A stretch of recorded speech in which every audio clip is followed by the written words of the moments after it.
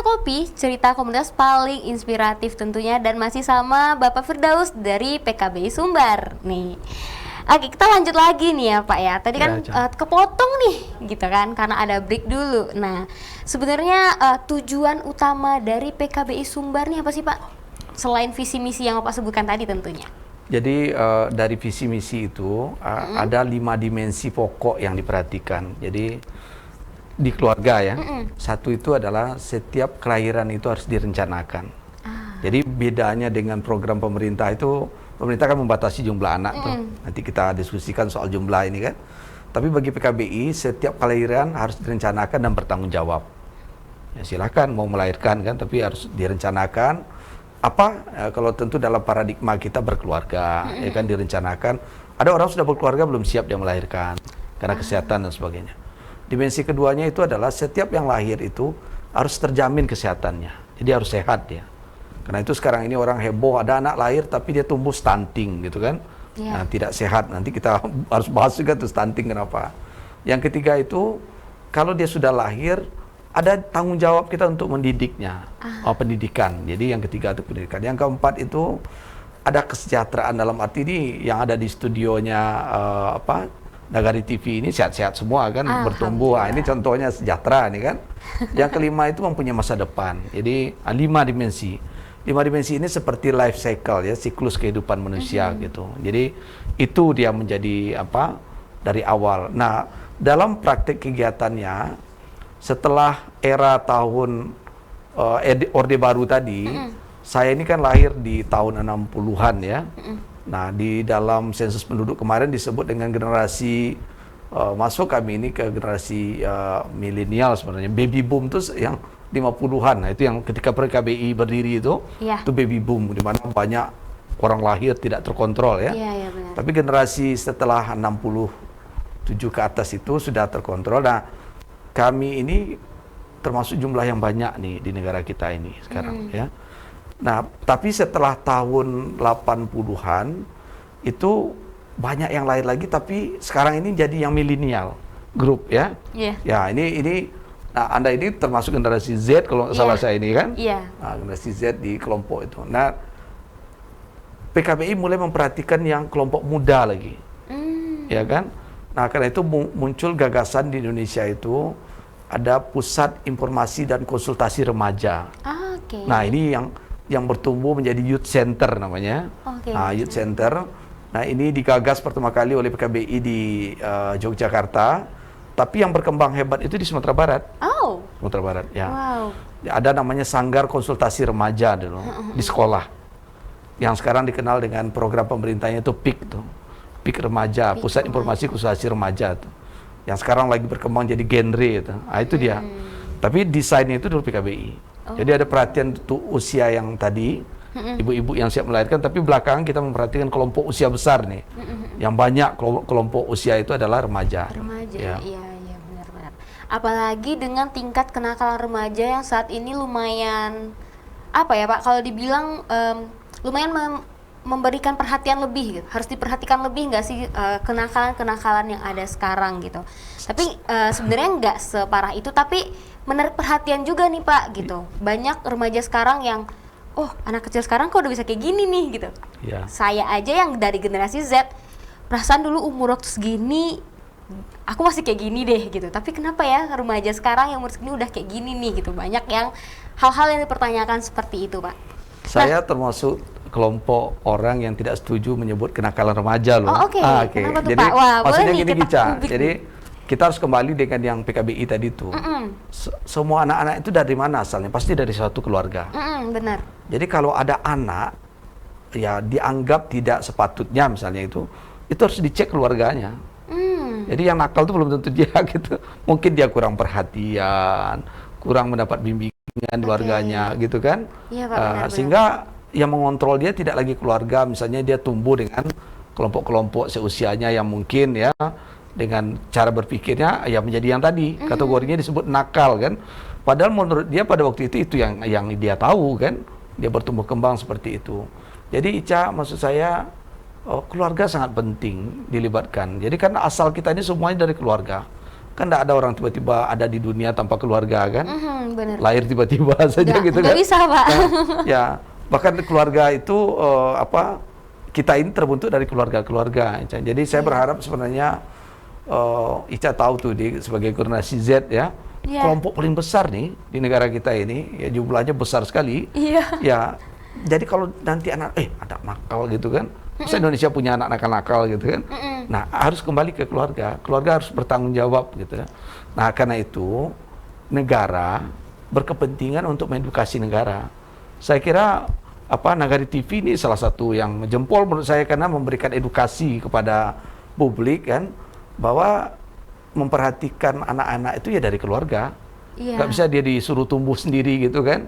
Nah, harus ada perhatian dari keluarganya terhadap apakah itu mulai dari awal lah gizinya ya kan, cara bergaulnya, pendidikannya kan, kesehatannya gitu ya. Jadi jangan disebutlah itu. Apalagi ini kalau merujuk ke undang-undang negara kan, senakal-nakalnya anak-anak pasti yang bertanggung jawab itu orang tuanya. Ya. Negara kita melindungi loh itu. Benar, setuju kalau seperti itu, Pak. Karena memang kita nggak tahu nih di balik background apa yang dilakukan itu mungkin untuk mencari perhatian. Ya, bisa saja itu ekspresi saja kan karena dia masih muda kan. Iya benar. Nah, kalau kegiatan rutin dari PKBI ada nggak sih, Pak? Kami yang rutin itu ada services layanan. Jadi memberikan layanan informasi. Ini seperti saat ini. Kemarin saya di kota, walaupun ada agenda lain saya batalkan nih. Saya ke sini karena ini kesempatan banyak, untuk memberikan layanan informasi. Yang kedua itu layanan betul-betul layanan ada konseling dan layanan kesehatan. Kami mempunyai klinik juga. Jadi klinik keluarga ya untuk kesehatan di Jalan Sultan Syahrir nomor 50 tadi itu. Bahkan punya layanan spesifik untuk keluarga berencana juga di sana. Ya. Nah ada nggak sih Pak kegiatan atau event tahunan yang besar dari PKBI ini, yang setiap tahunnya pasti dilakukan? Jadi event PKBI itu tergantung dari para sukarelawannya. Di PKBI itu ada forum remaja namanya, forum remaja PKBI. Nah, para remaja ini yang menentukan mau bikin event apa saja. Tapi yang agak rutin itu ada hari remaja internasional, kan misalnya ada hari hari AIDS sedunia, ada malam renungan AIDS misalnya. Itu menjadi agenda-agenda yang sering dijadikan agenda rutin oleh teman-teman di PKBI ya. Berarti itu emang spesifik untuk yang bagian remaja tadi, Pak? Kalau di bagian strukturalnya sendiri, Pak? Kita sebenarnya tidak mempunyai hari-hari yang spesial seperti itu, kecuali hari ulang tahun PKBI ya. Ya. Setiap hari itu ada saja event yang penting ya bagi kita. Jadi banyak hal yang kita harus lakukan ya. Misalnya ada spesifik, dulu sudah kita lakukan sebelum pandemi, itu kampanye cuci tangan pakai sabun. Ternyata pas pandemi COVID penting sekali pengetahuan itu kan, perilaku itu. Dulu kita tidak membayangkan mencuci tangan itu begitu pentingnya gitu. Itu selalu kita kampanyekan itu. Ica. Nah sebenarnya berapa orang sih Pak anggota PKBI saat ini? Di Indonesia maksudnya? Boleh Indonesia, di Sumbar sih lebih khususnya. Indonesia malah nggak tahu, saya itu mungkin ribuan kali ya. Totalnya ya. Kalau di Sumatera Barat sekarang ini ratusan lah. Ratusan orang ya sekarang. Mulai dari yang sudah sangat lansia sampai yang muda gitu, yang masih yang remaja teenagers tadi teenagers ya. Nah tujuan khusus dari PKBI Sumbar tadi kan udah visi misi, udah yang 3 dimensi tadi. Ada nggak sih Pak yang lebih konsentrasi lagi menyuarakan kegiatan keluarga berencana? Kalau untuk KB itu jelas kita mempunyai selain memberikan edukasi tapi layanan. Itu rutin kita lakukan itu. Ya, layanan tentang pentingnya merencanakan kelahiran itu.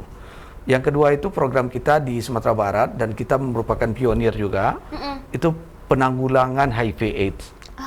Ya, itu kerjaan kalau boleh pekerjaan kita yang mendorong adanya layanan pertama kali untuk orang konseling HIV di Sumatera Barat ini ya, sebelum pemerintah punya gitu.